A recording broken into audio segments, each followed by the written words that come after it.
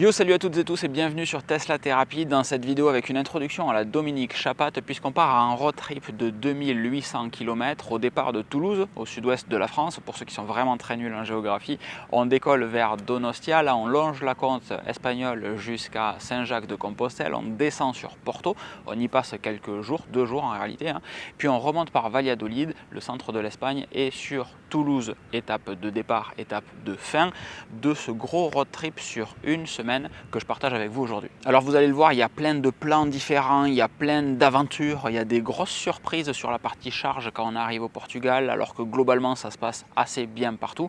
L'idée c'est de vous montrer un petit peu comment se passe la recharge avec la Tesla. On pourra faire une autre vidéo sur le comportement global avec davantage d'informations peut-être sur ce qui s'est passé de manière générale. Là aujourd'hui, on part en voyage ensemble sur la partie recharge d'une Tesla. C'est une version édulcorée d'un gros vlog voyage qui est sorti sur Locan Explore. Donc si quand vous regardez cette vidéo vous vous dites ah j'aimerais bien voir un petit peu plus de paysages, j'aimerais bien savoir un petit peu ce qui s'est passé d'autre, et bien sachez que vous avez le lien sur Locan Explore, le lien dans la description vers le vlog de Locan Explore qui lui vous permet de voir réellement en 40 minutes cette semaine de vacances. Il n'y a pas de raison de faire beaucoup plus long en introduction, je vous propose d'attaquer directement notre road trip.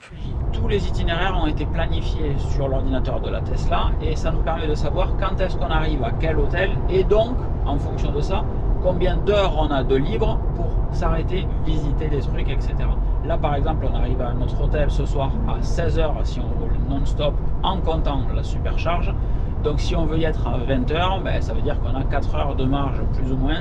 Mais comme il faut faire son entraînement de course à pied aussi ce soir, ça serait bien si on arrive à 19 h, comme ça on a 1 heure pour courir, 20 h on est peinard, on peut sortir pour manger, etc. Ça sera pas mal.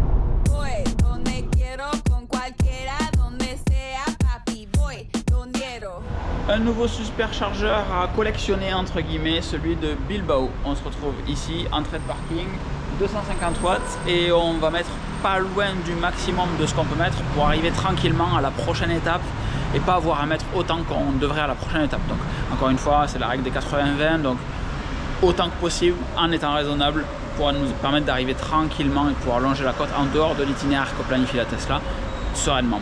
Bon, on a vu du temps absolument incroyable qu'il fait, on trace en fait et on se met en route vers le superchargeur qu'il y a juste au pied de là où on va, à Lugones en Espagne.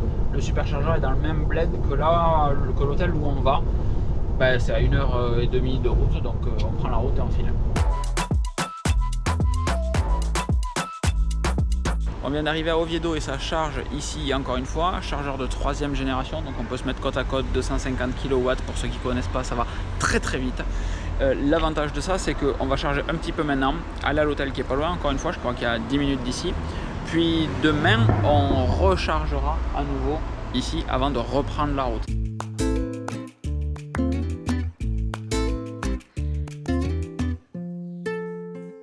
Et on repasse au superchargeur où on était hier au-dessus de Rijon qui va nous permettre d'arriver à Santiago de Compostela. Le problème aujourd'hui c'est que l'itinéraire, le calcul d'itinéraire sur la Tesla déconne en fait. Il nous fait arriver, hier c'était le même problème, il nous fait arriver à l'hôtel pour ensuite revenir au superchargeur qui est juste un petit peu avant. Donc en termes de calcul c'est vraiment pas ouf et ça oblige surtout à rajouter un superchargeur dans le planning alors qu'on passe par le superchargeur. Fais-moi charger au superchargeur avant d'arriver à l'hôtel. Ça semble relativement simple. Mais ça l'est plus. Alors depuis la dernière mise à jour, j'ai ce problème là, vous me direz dans les commentaires si c'est le cas chez vous également ou pas. Mais là on se retrouve à devoir charger pour partir à Santiago de Compostela et le chargeur là-bas a la particularité d'être un 2 stall. Je crois que c'est une génération 1 puisque c'est 125 watts maximum, 125 kg maximum en vitesse de recharge. Bon, on va sûrement changer de stratégie parce que ça prend une plombe du coup et qu'on pourrait être à Rijon un petit peu plus bas pour visiter. Et il y a pas mal de chargeurs là-bas. Donc avec l'application ChargeMap, on retrouve tous ces chargeurs. Et il y a des 50 kg assez régulièrement avec un coût de 0,46 par kilowatt. C'est un peu plus cher que le superchargeur, mais l'avantage c'est que pendant ce temps-là, on perd pas du temps en fait. Un peu plus cher, mais pas tant que ça, 10 centimes de plus à peine. Donc on va sûrement descendre à Rijon pour commencer la visite. À Rijon, du coup, juste au ras de la plage, une borne de recharge. Alors celle-là, c'est une 22 kg. La Tesla bloquera à 11 kg. Il y avait des bornes en 50 kg un petit peu partout. Le 11 kg, c'est pas plus mal que ça prenne un peu de temps, comme ça nous laisse nous balader le temps que ça recharge gentiment. Alors que la 50 kg irait potentiellement trop vite pour nous. La plage est là. La voiture est là, au niveau du camion. Trop génial cette place. On est sur la charge intermédiaire sur un Zonder 150 kW qui coûte super cher, 80 centimes le kilo. Donc l'idée c'est de mettre suffisamment pour aller sur la côte manger un petit bout, puis repartir vers Santiago de Compostela et s'arrêter au superchargeur là-bas. Encore une fois, superchargeur avec 2 stalls à 125 watts, donc ça va être lent. Mais ça coûtera surtout moins cher qu'ici, 125 watts par rapport à 150 quand on va y arriver. En réalité, ça ne fera pas tant de différence et la batterie sera préconditionnée. Là, c'est un chargeur de 150, mais on charge à 80 watts uniquement parce que la batterie n'est pas à température en fait. Et comme à côté de la borne où on était là-bas en 150 kg, il y a une borne en 50 kg qui elle est moitié moins chère, 80 centimes là-bas, 46 centimes ici. Et bien en fait on est venu se charger ici, on charge à 47 kg sur cette borne là.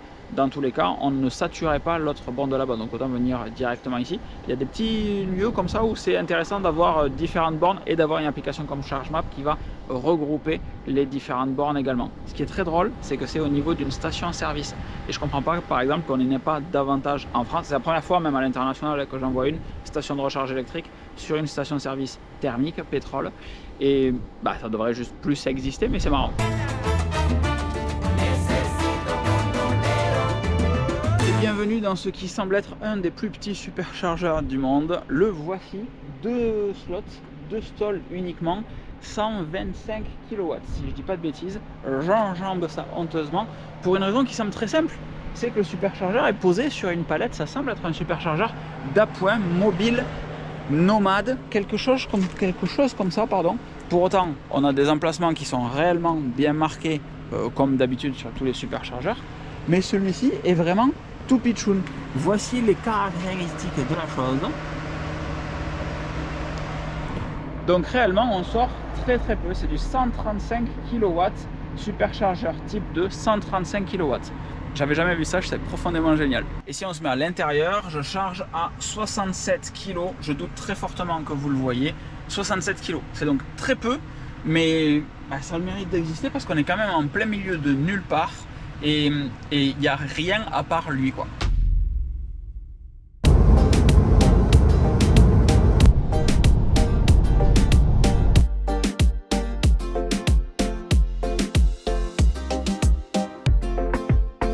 Dernière supercharge en Espagne, puisqu'ensuite on va passer au Portugal. Ils aiment bien les superchargeurs dans les parkings ici, comme vous le voyez.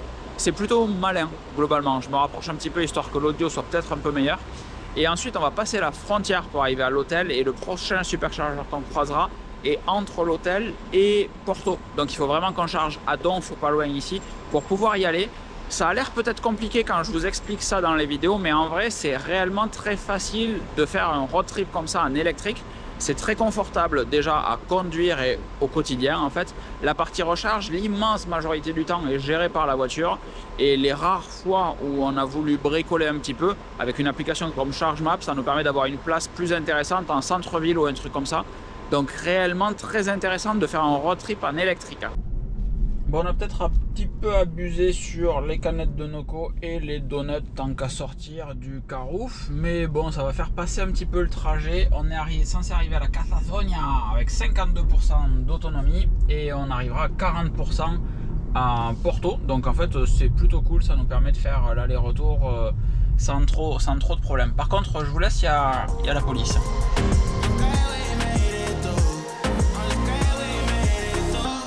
Évidemment, on s'est planté de sortie parce que le lane assist de Waze, comme celui de la Tesla, est catastrophique. Le truc te dit rester à droite pendant 16 km et il faut que tu te mettes sur la voie de gauche au moment où il te dit ça. Alors que sur Apple Maps, il n'y a aucun problème, tout est clairement indiqué. Mais franchement, quand même, c'est vraiment un espèce de kiff incroyable de faire ce road trip en électrique. C'est beaucoup trop agréable. Ça ouvre la porte à pas mal de futures aventures sur les routes européennes, je pense. Bon, il suffit que tout à l'heure je vous ai dit que c'était un vrai plaisir de faire un road trip en voiture électrique pour que ça soit un bordel sans nom une fois qu'on arrive au Portugal. Pour une raison très simple, c'est que sur la zone où on est là, près de Porto, il n'y a pas de superchargeur. Donc avec des superchargeurs faciles, ça se fait très simplement. Sans superchargeur, c'est réellement la merde en fait, parce que le réseau ChargeMap n'existe quasiment pas. Aux alentours de là où on est, il y a une borne compatible, c'est une borne Nissan. et ça ne fonctionne que pour les Nissan. Donc le réseau, la carte ChargeMap ne me sert à rien ici. Il a fallu batailler pour trouver le réseau Mobi qui se situe ici, qui est le seul réseau de recharge. L'immense majorité du temps, c'est ce réseau-là. J'ai trouvé réellement écrit que c'était le seul réseau de recharge au Portugal. Peut-être que l'info n'est pas bonne. Et ensuite, il va falloir installer une application qui s'appelle Mio, comme ceci, parce que tout fonctionne avec des cartes. C'est-à-dire que vous êtes à chaque fois obligé d'utiliser une carte, sauf avec cette application Mio qui va pouvoir se connecter aux bornes à distance pour pouvoir réaliser l'authentification à votre place. Et c'est juste un bordel, donc il faut faire un système de prépaiement avec votre carte bancaire dans l'application, donc le minimum c'est 20 balles, j'ai mis 20 balles, et là, comme vous le voyez, ça charge. Mais on a eu une bonne heure de mini-stress en se disant, merde, là concrètement il se passe quoi? On peut ne pas pouvoir recharger, ça risque d'être très compliqué. Donc 20 € de prépaiement, là c'est parti, et en temps réel on peut suivre l'avancement de la facturation, l'avancement de la recharge également. Les prix sont variables en fonction de la journée, etc. C'est assez complexe, Et on est arrivé au parking de Porto, donc encore une fois avec l'application qui va bien, ça marche excessivement bien. On se branche sur la borne, on met le numéro de la borne, go, la charge se lance sur la Tesla. Le souci, c'était le côté surprise de comment on se branche quand on est au Portugal, alors que une fois qu'on a l'application, ça marche très très bien. C'est réellement assez facile et ça nous permet surtout d'avoir des places de recharge juste à 2 doigts de meilleurs spots d'une ville, parce que toutes les photos sympas que vous voyez de Porto, elles sont prises juste à côté là. Je vais vous montrer. Voici Porto. Et alors au Portugal, il y a un truc que je trouve très bluffant, c'est le fait que les télépéages fonctionnent par section de route, c'est-à-dire qu'il n'y a pas partout des péages. Vous allez avoir un arceau à un moment sur l'autoroute qui va choper votre télépéage. Donc même quand vous roulez à 120 km/h, l'arceau sous lequel vous allez passer, qui est une succession d'arceaux en fait, et ça se rapproche du même délire que les portiques pour les CO2, pour la taxe carbone des camions, qui ont été installés mais qui n'ont jamais été utilisés en France. Good job sur l'utilisation des deniers publics, bref, c'est pas le sujet, mais c'est exactement la même chose. Et ça va capter votre télépéage jusqu'à 120 km/h, alors peut-être même au-dessus, mais en réalité quand vous passez à la limitation de vitesse, ça marche et c'est juste bluffant à voir fonctionner.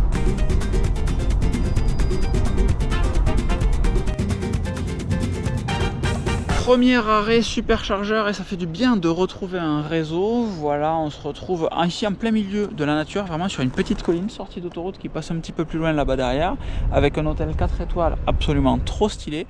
J'ai du mal à savoir ce que les gens viennent faire ici, à part faire une retraite loin de tout, parce qu'il y a quand même pas mal de voitures, il doit y avoir forcément des activités, je vois pas pourquoi il y aurait juste cet hôtel. Je me suis pas renseigné, rien du tout, mais c'est juste beaucoup trop paisible, il n'y a pas un bruit, écoutez, rien du tout. Il y a peut-être un parc d'aventure ou un truc comme ça là-bas, il me semble voir un portail, enfin bref. Totalement random d'avoir en plein milieu d'une forêt un superchargeur comme celui-ci. C'est très très agréable. On en a encore un autre avant d'arriver à Valladolid. 2 heures de route puis un deuxième. N'importe quel GPS nous fait passer tout droit pour arriver à Valladolid, plus ou moins depuis Porto. Là on fait une courbe, on passe un petit peu par le dessus pour venir choper ces 2 superchargeurs. Ça se fait bien en réalité, ça fait certes un trajet un petit peu plus long, mais ça se fait quand même globalement bien. Bon, sans vouloir vous faire un journal de la supercharge durant notre road trip, c'est la première fois que ça m'arrive que 2 bornes ici et là-bas soient hors ligne en fait. En me branchant, la Tesla me dit ces bornes elles fonctionnent pas mec, branche-toi ailleurs. J'en ai fait 2 sur les 4, soit elles sont nouvellement installées, soit réellement elles sont HS. Le standard international de la borne qui marche pas, c'est de laisser le câble par terre. Donc débrancher, reposer le câble par terre, histoire que tout le monde comprenne bien que ça ne marche pas. Et sur celle-ci, vous l'entendez sûrement, ça fonctionne. Donc impeccable, on est à côté d'un restaurant, bar, machin, tout ça, donc ça va permettre d'aller se poser, boire un petit café, et avant de continuer notre trajet jusqu'à l'hôtel qui se trouve à Valladolid, c'est ça ? Valladolid. Cette vidéo, comme ce road trip, se termine là où elle a commencé, sur ce parking à côté de la maison. J'espère que vous aurez passé un bon moment à regarder les différentes images que vous avez vues ici. Vous avez vu au Portugal quand même un petit peu compliqué, mais il faut le savoir en fait. Une fois qu'on le sait, ça se passe très très bien, mais il faut le savoir, ça peut être surprenant quand on débarque avec une attente de superchargeur et une attente de ChargeMap. Là, ça ne marche pas forcément. Je vous laisse avec ça. Encore une fois, sur Locan Explore, vous avez le vlog complet de 40 minutes. Abonnez-vous à cette chaîne si le contenu vous a plu, et moi je vous donne rendez-vous dans la prochaine vidéo. A très vite, ciao ciao.